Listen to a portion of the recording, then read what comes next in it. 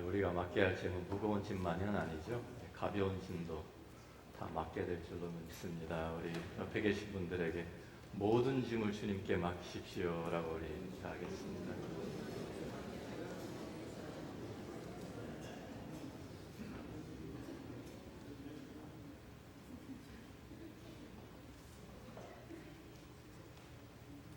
우리가 지난주에 나눈 말씀과 같이 아합 시대에 엘리야가 나타나서 하나님의 이름으로 수년 동안 비도 이슬도 있지 아니할 것이다 라고 선포합니다. 아합 왕에게만 도전장을 내린 것이 아니라 사실은 이스라엘 백성들이 섬기는 그 우상 바알에게 도전장을 내민 것입니다. 바알이라는 그 우상은 비와 천둥의 신입니다. 그러니까 풍요의 신이기도 하고요. 그러니까 농경사회에서 비가 내리는 것이 무척 중요하잖아요. 그래서 비가 오지 않으면 농사가 되지 않고 곡식을 얻을 수가 없으니까. 그래서 이 사람들이 비가 안 오면 바알을 섬긴 거예요. 바알을 섬겨서 비를 달라고 그 바알 앞에 가서 제사를 지내고 기도하고 비는 것이죠. 바로 그러한 사람들에게 이 엘리야가 나타나서 여태까지 누가 너희에게 비를 주고 너희에게 곡식을 거두게 했는지 알고 있는지 좀 알고 믿으라 라는 도전입니다.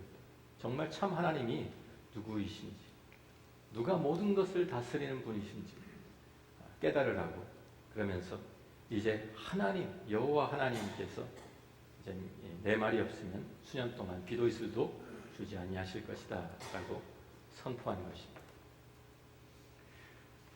그런데 하나님의 말씀을 전하는 엘리야 먼저 하나님의 말씀을 절대적으로 신뢰하는 것을 배우는 것이 필요했습니다.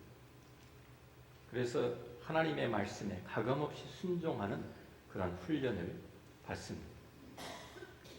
하나님께서는 항상 하나님의 사람들을 먼저 훈련시키시고 그 후에 사용하시고 그래서 고난과 고독 가운데서 그들을 훈련시키시고 그리고 그들이 준비되었을 때 하나님이 사용하시는 것을 우리가 성경을 통해서 봅니다. 아브라함도 하나님께서 그를 부르셔서 하나님과 동행하는 훈련을 거치게 하십니다. 모세도 자기 방법대로 하나님의 백성을 구원해 보겠다고 나섰는데 하나님께서는 그에게 이 광야에서 40년 동안이라는 오랜 훈련 기간을 거치게 하셔서 하나님의 방법과 때를 기다리는 훈련을 받게 하십니다. 다윗도 일찍이 사무엘을 통해서 왕으로 기름 부음을 받지만 하나님을 계속해서 신뢰하고 의지하는 그 훈련을 받고 나서야 왕으로 세움을 받습니다. 바울도 그가 정말 많이 준비된 사람이었고 좀 학식이 많은 사람이었지만 그는 하나님만 바라보는 훈련을 받기 위해서 아라비아 광야에서 3년 있었던 것을 우리가 압니다. 엘리야도 마찬가지입니다. 엘리야가 하나님의 말씀을 선포하기 위해서 택함을 받았지만 그 하나님의 그 말씀에 그 자신부터 절대적으로 순종하는 것을 배우는 훈련을 우리가 이 17장에서 보게 됩니다. 참 엘리야 성격이 급하고 아마 불같은 사람이었던 것 같아요. 그래가지고 우리가 나중에 보면은 좀 우리가 다 알 수 있겠지만요. 자기 기분대로 하라고 했으면 아마 이제 아합 왕에 찾아가서 궁정에 가서 그냥 이렇게 선포하고 거기에 있었던 바알 신상, 아세라 목상 아마 다 그냥 보이는 대로 때려 부수고 그리고 아마 잡혀서 순교하고 싶었던 것이 아마 엘리야의 심정이었을 겁니다. 그런데 하나님의 계획, 하나님의 방법은 그가 생각하는 것과 다르죠. 그래서 하나님께서 그를 단계별로 훈련시키십니다. 한 단계 거칠 때마다 강도가 점점 높아지는 그런 훈련을 그가 받습니다. 이것이 열왕기상 17장의 주제입니다. 오늘 17장 2절 말씀을 보면 여호와의 말씀이 엘리야에게 임하여 이르시되 라고 하죠. 또 8절에도 보면 여호와의 말씀이 엘리야에게 임하여 이르시되 또 18장의 1절에 보면 많은 날이 지나고 3년에 여호와의 말씀이 엘리야에게 임하여 이르시되 라고 계속해서 하나님의 말씀이 임할 때마다 새로운 상황이 전개가 되고 새로운 사건들이 벌어지는 것을 우리가 봅니다. 하나님께서 엘리야도 하나님의 계획 가운데 하나님의 말씀을 따라 사는 것을 배우도록 훈련을 시키시는 것입니다. 군인들이 왜 매일 훈련을 받습니까? 앞으로 언제 있을지 모르는 전쟁을 미리 대비하면서 그 훈련을 받는 것이죠. 준비가 되어 있지 않으면 막상 전쟁이 나왔을 때는 아무것도 할 수가 없으니까. 영적인 훈련도 마찬가지입니다. 우리에게 앞으로 다가오는 영적 전쟁, 언제 우리에게 다가올지 모르는데 그것을 항상 대비해서 말씀과 기도로 무장하고 훈련을 받는 것입니다. 그래서 그 말씀과 기도 가운데 하나님을 전적으로 신뢰하는 것을 배우는 것이죠. 자, 엘리야를 우리가 통해서 받는 그의 시내가의 교훈이 무엇입니까? 우리가 하나님을 전적으로 신뢰할 때 우리가 배울 수 있는 것들이 오늘 엘리야를 통해서 배울 수 있는 것들이 있습니다. 먼저 우리가 여기 보면 주님께서 말씀하십니다. 너는 여기서 떠나 동쪽으로 가서 요단 앞 그릿 시내가에 숨고 그 시냇물을 마시라. 내가 까마귀들에게 명령하여 거기서 너를 먹이게 하리라. 여호와의 말씀과 같이 곧 가서 요단 앞 그릿 시냇가에 머물매 까마귀들이 아침에도 떡과 고기를 저녁에도 떡과 고기를 가져가리라 라고 말씀하고 있습니다. 우리가 하나님께 순종하면 하나님께서 우리를 책임져 주시고 우리를 보호하시고 우리를 인도하시는 또 공급하시는 것을 우리에게 약속해 줍니다. 그릿 시냇가에 숨고 그 시냇물을 마시라고 했어요. 그러면서 하나님께서 내가 까마귀들에게 명령해서 거기서 너를 먹이게 하리라. 아합 왕이 지금 진노해서 엘리야를 잡아 죽이려고 하는데 하나님께서는 이미 엘리야를 보호하시고 그를 어떻게 먹이시고 보존하실 것을 다 계획을 다 갖추어 놓으셨어요. 중요한 것은 거기서라는 단어입니다. 그릿 시냇가에서라는 뜻입니다. 하나님의 말씀에 순종해서 하나님의 말씀이 임했습니다. 그릿 시냇가에 숨어라. 내가 까마귀들에게 명해서 너를 거기서 먹이게 하리라 하는데 아유 무슨 말도 안 되는 소리 하십니까 하나님. 그리고 거기 안 갔으면 까마귀가 엘리야 있는 데로 찾아왔을까요? 그릿 시냇가로 갔을까요? 그릿 시냇가로 갔죠. 까마귀는 하나님의 명령에 순종해서 글로 갔는데 엘리야가 다른 데 있으면 못 먹는 거예요. 하나님의 말씀에 순종해서 거기에 있어야 합니다. 다시 말해서 하나님의 뜻 안에 있어야 합니다. 하나님이 원하시는 곳에 있어야 한다 말입니다. 우리가 살아가는 삶이 우리의 삶의 모든 그 초점이 하나님이 원하시는 것에 맞춰져 있으면 하나님께서 우리를 책임져 주시고 보호해 주시고 공급해 주시고 인도해 주신 것을 믿으시기 바랍니다. 모든 것 책임져 주세요. 우리가 하나님의 뜻 안에 있으면 우리가 하나님이 원하시는 곳에 있으면 하나님께서는 우리의 다른 모든 것은 다 알아서 책임져 주시는 것입니다. 우리가 시편 1편을 한번 찾아가 봅니다. 시편 1편에 보면 시편이 참 전체 시편의 서론과 같은 시편 1편에 복 있는 사람에 대해서 얘기합니다. 복 있는 사람은 어떤 사람입니까? 복 있는 사람은 악인들의 꾀를 따르지 아니하며 죄인들의 길에 서지 아니하며 오만한 자들의 자리에 앉지 아니하고 오직 여호와의 율법을 즐거워하여 그의 율법을 주야로 묵상하는도다. 그는 시냇가에 심은 나무가 철을 따라 열매를 맺으며 잎사귀가 마르지 아니함 같으니 그가 하는 모든 일이 다 형통하리로다. 어디에 있어야 돼요? 복 있는 사람이 되기 위해서는 엉뚱한 데가 있으면 안 됩니다. 악인들의 꾀를 따르고 죄인들에게 서면 안 되고 오만한 자들의 자리에 앉아 있으면 안 되는 거예요. 거기에 있는 것이 아니라 하나님의 말씀을 즐거워하고 그 말씀을 묵상하는 자리에 있어야 합니다. 그럴 때 하나님께서 시냇가에 심은 나무가 철을 따라 모든 것을 다 이 영양분을 공급받으면서 열매를 맺는 것처럼 모든 일이 다 형통하게 하실 것이다 라고 약속해 주십니다. 신약성경의 에베소서 1장을 우리 한번 가서 봅니다. 신약시대에서는 바로 그 자리가 어디입니까? 우리가 있어야 할 그곳이 어디입니까? 에베소서 1장을 보면요. 에베소서 1장에 계속 반복되는 단어가 하나 있습니다.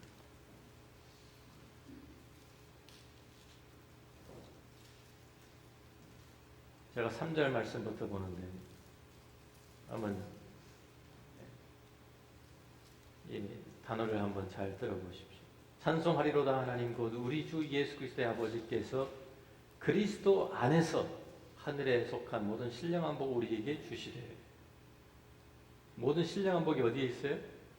그리스도 안에 있습니다. 그 창세전에 그리스도 안에서 우리를 택하사, 어디서 우리를 택하셨어요? 그리스도 안에서 우리를 택하셨습니다. 계속해서 우리가 보면 6절에도 이는 그가 사랑하시는 자 안에서 우리에게 거저 주시는 바 그의 은혜의 영광을 찬송해야 하는 것이다. 우리는 그리스도 안에서 그의 은혜의 풍성함을 따라서 그의 피로 말미암아 속량 곧 죄사함을 받는, 우리가 용서를 받는 것, 택함을 받는 것도, 우리가 모든 신령한 복을 받는 것도 다 그리스도 안에서 이루어지는 것이라고 우리에게 말씀해 줍니다. 우리에게 또 여기에 보면 의 비밀을 알리시는 것도 9절에 그리스도 안에서 때가 찬 정리를 위하여 예정하신 것이다 라고, 그리스도 안에서 모든 것이 다 통일되게 하려 하시며, 모든 것이 그리스도 안에서 우리가 구원의 복음을 들었고 믿었고 인치심을 받았다고 말씀해 줍니다. 우리가 그리스도 안에 있어야 됩니다. 그리스도 안에 있을 때 하나님께서 우리가, 그리고 그 하나님의 뜻 가운데서 그리스도 안에서 우리가 예수 그리스도 닮아가는 사람이 되어야 합니다. 하나님께서는 우리의 모든 것 책임지시고 보호하시고 공급하시고 인도하시는 것을 믿으시기 바랍니다. 우리가 마태복음 10장에서도 주님께서 이런 말씀을 하셨죠. 마태복음 10장 29절부터 한번 봅니다. 마태복음 10장 29절부터 31절에 참새 2마리가 한 아살료니에 팔리지 않느냐? 그러나 너희 아버지께서 허락하지 아니하시면 그 하나도 땅에 떨어지지 아니하니라. 너희에게는 머리털까지 다 세신 바 되었나니 두려워하지 말라. 너희는 많은 참새보다 귀하니라. 모든 참새, 정말 그 하나살이온, 더 이상 더 작은 단위가 없어가지고 하나살이온에 2개를 주는 거예요. 참새 2마리. 그렇게 값싼, 그렇게 가치 없는 참새도, 그 2마리 중에 1마리도 하나도 하나님께서 허락하지 아니하시면 절대로 땅에 떨어지지 않는다. 주님이 말씀하시면서 우리는 머리털, 우리의 가장 세밀한 부분까지도 하나님께서 다 아시고 책임져 주신다고 약속하셨습니다. 우리가 하나님의 말씀에 순종하면서 그 안에서 살아가는, 우리 그리스도 안에 있으면 하나님께서 우리의 모든 것 책임져 주실 줄로 믿습니다. 우리가 두 번째로 배울 것은, 그리스도인에서 배울 것은 하나님의 방법은 우리의 방법과 전혀 다르다는 것을 배워야 합니다. 하나님께서는 까마귀에게 명령하시고 사용하셨습니다. 하나님께서 다른 사람 사용하실 수 없어서 그랬을까요? 그럴 수도 있으셨죠. 아니면 뭐 다른 방법, 또 하늘에서 만나 내리는 것처럼 그렇게 하실 수 있었을까요? 있었겠죠. 그런데 하나님께서 왜 하필이면 까마귀를 통해서 엘리야를 먹이셨을까요? 우선은 하나님께서 모든 피조물, 그죠? 해와 달과 별, 모든 생명체를 다 다스리는 것을 우리가 배워야 하는 것이죠. 엘리야를 배워야 돼요. 원하시면 하나님은 바다의 큰 물고기도 명령하실 수 있습니까? 없습니까? 있습니다. 요나를 삼켜서 또 정한 곳에 토해내게 하시죠. 하나님께서 나귀를 통해서 말씀할 수 있습니까? 없습니까? 있습니다. 발람이 잘못된 길을 걸어갈 때 하나님께서 나귀의 입을 열어서 그를 책망하게 하시죠. 주님께서 바람과 풍랑 잠잠케 하셨고요. 베드로에게 명해서 낚시를 내리면 물고기를 잡을 것이고 물고기에 동전이 있을 테니까 그것을 가져다가 성전세를 내라고. 모든 것을 다, 모든 만물을 다 아시고 다스리시는 주님이세요. 그러니까 하나님께서 까마귀 사용하시는 것은 놀랄 일이 전혀 아닙니다. 그런데 왜 하필이면 까마귀냐 말이죠. 깨끗한 새도 얼마나 많은데, 이쁜 새도 얼마나 많은데, 네? 꼭 그렇게 그냥 지저분한 까마귀. 어떻게 보면은 기분 좀 나쁘죠. 까마귀 보면 부정한 새거든요. 원래 구약 성경에도 부정한 새. 왜 부정합니까? 이 깨끗한 음식, 뭐 삼새같이 가서 뭐 곡식 쪼아 먹고 이러는 게 아니라, 까마귀는 죽은 시체 뜯어 먹고 사는 게 까마귀. 그러니까 구약 성경에서도 그 까마귀는 부정한 새라고. 그거는 제사를 지낼 수도 없고 그거 가지고는 그거 먹어도 안 되는 것이죠. 얼마나 또 까마귀가 매정한 새인지 자기 새끼가 둥지에서 날기만 시작하면요 당장 쫓아내가지고 자기 먹이 절대로 안 준대요. 안 나눠 먹으려고 자기 새끼에게도 먹이를 나누지 않는 것이 까마귀. 그렇게 어떻게 보면 완악한 까마귀도 하나님의 손 안에 있음을, 부정한 까마귀도 하나님의 손 안에 있음을 하나님께서 보여주시는 거예요. 참 이 엘리야의 입맛대로 하면은 까마귀 통해서 밥 먹고 싶었겠어요? 네. 이게 어디서 또 갖고 온 고기 덩어리야 이거. 네. 그랬을 텐데 하나님의 방법, 하나님의 생각, 하나님의 능력에 절대로 아무런 제한 두지 말라는 하나님의 메시지인 줄로 믿습니다. 이사야서 55장에 보면 이사야서 55장에 하나님께서 이사야를 통해서 말씀하십니다. 55장 8절과 9절 말씀 봅니다. 이는 내 생각이 너희의 생각과 다르며 내 길은 너희의 길과 다름이니라. 여호와의 말씀이니라. 이는 하늘이 땅보다 높음 같이 내 길은 너희의 길보다 높으며 내 생각은 너희의 생각보다 높음이니라. 하나님께서 우리가 생각하는 대로 하시리라고 생각하지 마세요. 하나님의 방법이 내 방법, 내 취향대로 하나님이 하실 것이라고 생각하지 마세요. 하나님은 항상 우리의 생각을 초월하시는, 우리의 방법을 초월하시는 하나님인 줄로 믿습니다. 그 하나님 우리가 제한 두면 안 돼요. 베드로도 하나님께서 좀 그에게 환상을 보여주셨죠. 고넬료를 만나기 전에 하나님께서 그가 옥상에서 좀 기도하고 있는 가운데 환상이 보입니다.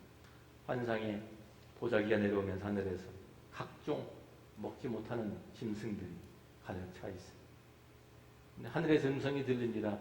베드로야 일어나 잡아먹어라. 그러니까 베드로가 거절을 하죠. 하나님, 저는 어렸을 때부터 이렇게 속된 것 먹지 않았습니다. 하나님이 그에게 책망을 하십니다. 하나님께서 깨끗하게 하신 것을 내가 속되다 하지 말라. 그의 사상에, 생각에 너무 이것이 꽉 차 있었기 때문에 하나님께서 환상을 3번이나 보여주시면서, 반복해 보여주시면서 그 생각을 깨트리신 거예요. 그러니까 고넬료가 보낸 사람이 따라갔지. 예? 그렇지 않고 그냥 고넬료가 보낸 사람만 왔으면 갔을까요? 안 갔을까요? 절대로 안 가죠. 이방인의 집에 들어가지 못하겠다고 거부했을 것이죠.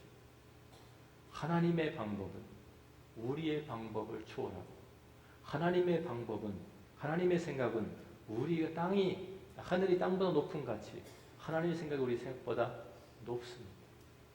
하나님의 생각을 우리의 수준으로 끌어내리지 말라는 것이죠.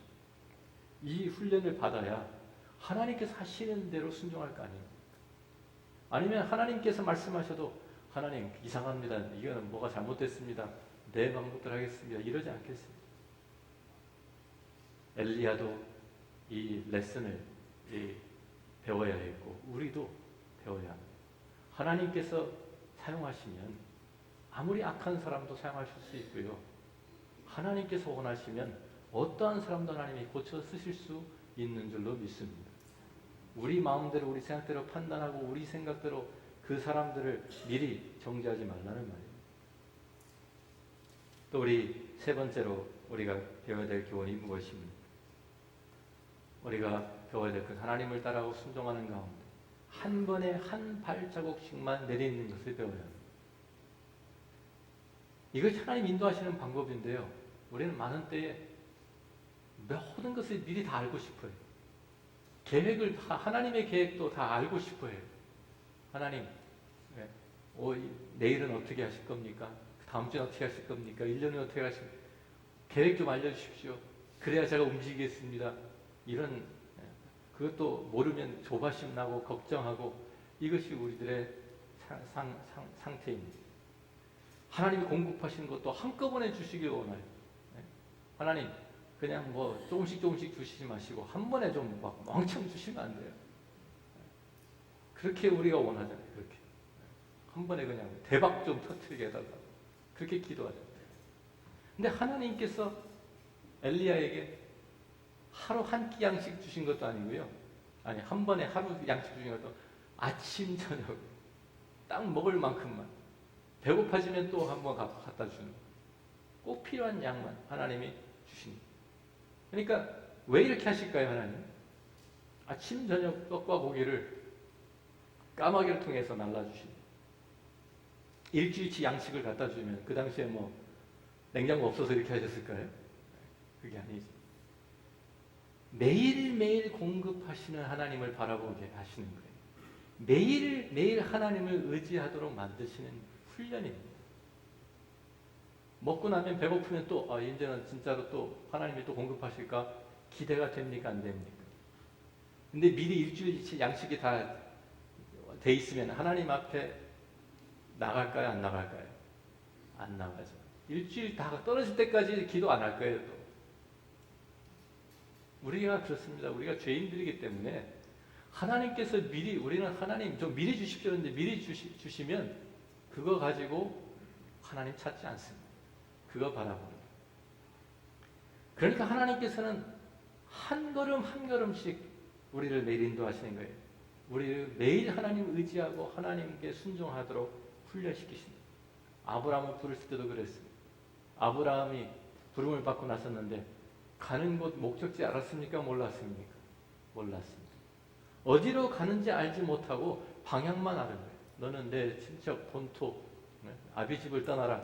거기서 떠나는 것만 알았지 어디로 가는지는 모르고 떠나야 돼.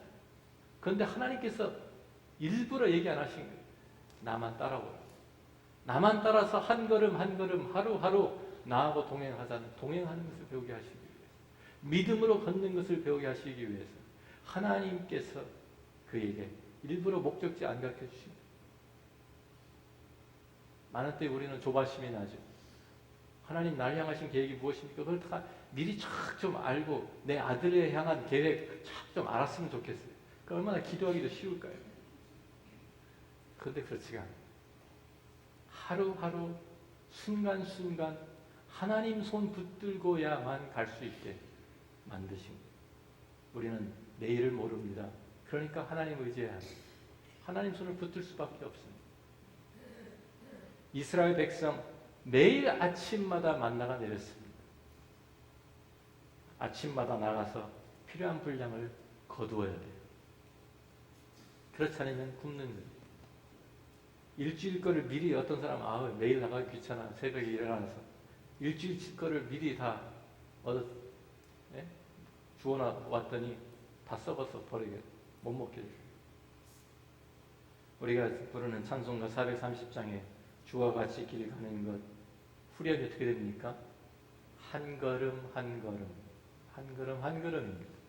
주 예수와 함께 날마다 날마다 우리 걸어가리. 그게 우리 신앙생활이에요. 한 걸음씩 한 걸음씩 매일 매일 날마다 날마다 주님과 동행하는 그것을 배워야 합니다. 오늘은 주님께서 나를 어떻게 인도하시는지, 오늘도 주님의 손을 붙들고 주님을 바라보아야만 우리가 살 수 있게 하시는 것이죠. 우리 마태복음 6장을 가서 한번 봅니다. 마태복음 6장 25절 26절 말씀 보면 이렇게 살면은요 걱정 근심할 필요가 없어요.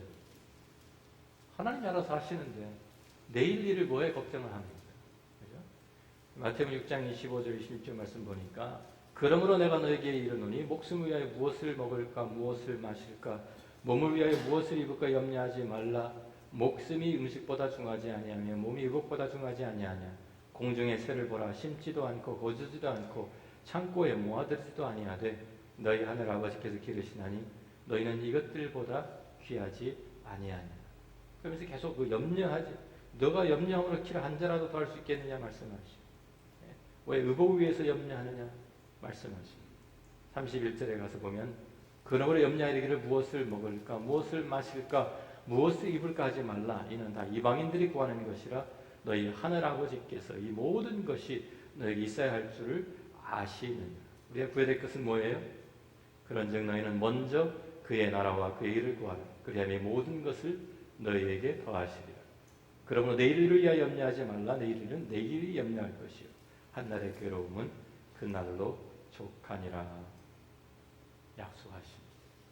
주님을 바라보고 내일 것 때문에 너무 걱정하지 마시고 염려하지 마시고 주님의 뜻 안에서 우리가 하나님의 나라, 하나님의 의를 구하고 있으면 하나님 모든 것 다 채워주시고 공급해 주시고 하나님께서 우리를 한 걸음 한 걸음 인도해 주신 줄로 믿습니다. 그 다음 차례가 우리가 그 다음으로 나아갈 차례가 되면 하나님의 말씀이 또 임하는 거예요. 그리 시냇가에서 일이 끝나니까 하나님이 다시 말씀이 임해서 그 전까지는 말씀이 임하지 않아요. 하나님의 말씀이 임하여 또 가르쳐 주시는 것, 또 인도해 주시는 것이죠. 하나님이 알아서 인도해 주시는데 우리가 먼저 앞서가는 것이 문제입니다. 우리가 먼저 어떻게 해보려고 하는 것이 문제인 거예요. 하나님의 은혜 가운데 하나님의 책임져 주시는 그 은혜 가운데 거하시기를 주 이름으로 축원합니다. 마지막으로 네 번째로 우리가 배워야 될 교훈이 무엇입니까? 하나님께서 주시고 하나님께서 거두어 가십니다. 분명히 하나님께서 그리스도로 보내셨습니다. 그래서 거기서 그 물을 마시면서 살고 있었어요. 하나님의 선물이었고 하나님의 명령이었어요. 그런데 어느 정도 시간이 지나니까 그 시내가 말라버립니다. 비가 오지 않으니까 대부분 엘리야가 기도했기 때문에 시냇가가 말라버린 것이죠. 많은 때에 우리의 눈길이 하나님보다 우리의 눈길이 하나님보다 하나님께서 우리에게 주신 하나님의 선물에 집중되어 있을 때가 너무나도 많습니다. 그럴 때 하나님께서 우리의 시선이 다시 하나님께 고정되도록 우리에게 주셨던 그 선물을 거두어 가실 때도 있습니다. 욥이 그 경험을 했죠. 하나님께서 그 많은 은혜와 축복을 주셨는데 그것을 누리고 있다가 하루아침에 다 잃어버립니다. 그랬을 때 욥은 그래도 하나님 너무나도 잘 아는 사람이었어요. 그래서 욥기 1장 21절에 보면 주신 이도 여호와시고 거두신 이도 여호와시고 여호와 이름이 찬송을 받으실지어다 고백합니다. 그의 눈은 하나님께 주신 복에 있었지 않고 그의 눈의 시선은 하나님께 고정되어 있었습니다. 그러니까 하나님 그에게 복을 주셨을 때에도 거두어 갔을 때에도 하나님께만 집중하고 하나님을 찬송할 수 있었어요. 아브라함이 하나님의 은혜로 100세에 이삭을 얻었습니다. 그런데 하나님께서 그에게 찾아오셔서 하나님 명령하십니다. 내 아들, 내 독자, 내가 사랑하는 그 아들 이삭을 내게 번제로 바치라. 똑같은 시험입니다. 하나님이 우선이냐, 하나님이 주신 선물이냐. 네가 하나님을 더 사랑하느냐, 아니면 하나님이 주신 복을 더 사랑하느냐. 그리 시냇가의 도전도 그 시내가 마르면서 우리는 불평할 수 있습니다. 불만을 가질 수 있습니다. 하나님 보내실 때는 언제고 또 여기에서 이걸 다 거두어 가십니까? 이제 시냇물이 다 말라버렸네요. 어떻게 합니까? 그런데 그게 아닙니다. 그 가운데에서 하나님께서는 우리의 시선이 그 시냇가에 머무는 것이 아니라 그 물이 마르는 것을 보는 것이 아니라 그것을 공급하셨던 하나님께 소망을 두게 하시기 위해서 우리의 시선을 다시 하나님께로 돌리기 위해서 시냇물을 마르게 하시는 줄로 믿습니다. 우리가 가진 그리 시냇가는 무엇입니까? 우리가 잃어버릴까 봐 걱정하고 염려하는 것이 무엇입니까? 우리의 사업체입니까? 우리의 직장입니까? 우리의 지위입니까? 우리가 만들어 놓았던 세워놓은 우리가 이루어 놓은 어떤 업적입니까? 하나님이 우리 분명히 축복으로 주신 것인데 그것에 우리의 마음을 뺏기고 그것에 우리가 너무나도 집중해 있어서 하나님을 잃어버리고 하나님을 잊어버리고 있지는 않는지 우리는 돌아봐야 합니다. 하나님께서 우리에게 주신 재능 귀한 것인데 거기에 빠져서 하나님이 우리에게 주신 그 여러 가지 우리가 누리고 있는 이 복들을 우리들이 그 복에 너무 우리가 그냥 깊이 빠져서 그것이 도리어 우상이 되어버리는 이러한 죄를 범하지 않기를 원합니다. 오늘 우리들이 하나님 앞에서 정말 우리가 가지고 있는 것들 중에 우리의 시선을 빼앗고 있는 것이 있다고 하면 다시 하나님께서 그 모든 것을 허락하시고 우리의 누리게 하신 하나님께 소망을 갖는 그 하나님께 우리의 시선을 돌리는, 하나님께 고정시키는 우리 모두가 되기를 주의 이름으로 축원합니다. 오늘 우리들이 함께 이 그리 시냇가에 우리들이 엘리야를 보면서 우리 자신을 돌아보기 원합니다. 우리도 하나님과 함께 동행하는 하나님의 사람들인데, 하나님께서 엘리야에게 이러한 훈련을 통해서 절대적으로 하나님께 순종하고 그 하나님의 말씀에 따라 살게 하신 것처럼, 우리들도 이 세상 살아가면서 하나님의 말씀에 절적으로 신뢰하고 그 말씀을 순종하는 하나님의 사람들 되기 원합니다. 하나님이 가라고 하실 때 가고 하나님이 서라고 하실 때 서는 그런 하나님의 사람들. 하나님이 공급하시는 모든 것에 시선을 빼앗기는 것이 아니라 그 하나님께 우리가 시선을 고정시키는, 하나님께서 좀 우리에게 매일매일 하루하루 주님을 바라보며 동행하게 하시는 그 하나님을 손을 붙잡고 우리의 평생에 날마다 한 걸음 한 걸음 주님과 동행하신 성도 여러분이 다 되시기를 주의 이름으로 축원합니다. 기도하겠습니다.